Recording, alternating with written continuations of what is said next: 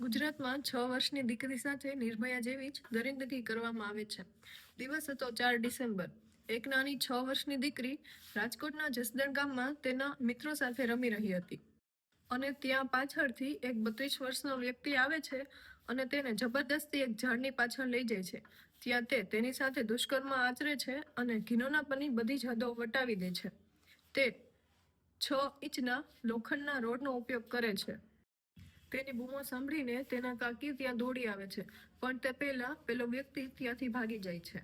પણ ફક્ત 12 જ દિવસમાં તે પકડાઈ જાય છે અને આ શક્ય બન્યું છે પેલી દીકરીની નિડરતાથી.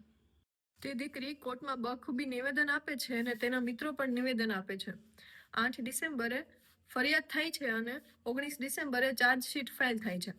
12 જાન્યુઆરીએ કોર્ટમાં પ્રોસિડિંગ થાય છે અને 19 જાન્યુઆરીએ સજા એ મોત સંભળાવવામાં આવે.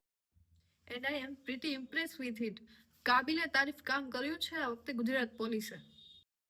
આભાર એએસપી સિમરન ભારદ્વાજ તેમજ એસપી વિજયસિંહ ગુર્જર તેમજ deputy CM Harsh Sanghavi and whole team who work in this because it will never happen without you.